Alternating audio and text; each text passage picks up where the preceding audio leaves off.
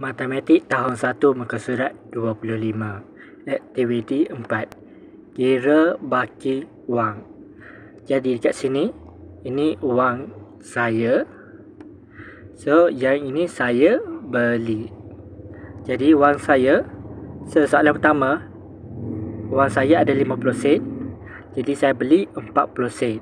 Jadi kita tolakkan, kita kira baki 50 sen tolak 40 sen, kita akan dapat 10 sen baki. Okey, soalan kedua. Dekat sini kita ada 20 sen, 20 sen, 20 sen dan 10 sen. 2, 4, 6, 7. Kita ada 70 sen semuanya. Jadi 70 sen tolak 55 sebab kita nak beli pembaris ni 55 sen. Jadi 70 tolak 55 sen, 70 tolak 55 sen, kita akan dapat baki 15 sen. Mudah je kan? Okey, soalan yang ketiga. Dekat sini ada RM1 dan dekat sini ada RM1. RM2 semuanya, betul tak? Jadi kita nak beli RM1 pensel. Jadi RM2 tolak RM1. 2 tolak 1, kita akan dapat 1. Jadi jawapannya adalah RM1 lagi baki. Soalan keempat. Kat sini kita ada RM5.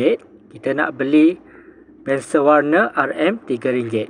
Jadi RM5 tolak RM3 sama dengan 5 tolak 3. Kita akan dapat RM RM2. Betul. Soalan yang kelima. Kita ada RM10. Dan kita nak beli pensel box RM RM6. Jadi RM10 tolak RM6 sama dengan 10 tolak 6. Kita akan dapat jawapannya adalah 4. Jadi bakinya adalah RM4. So itu adalah jawapannya. Kita hanya tolak saja. Okey.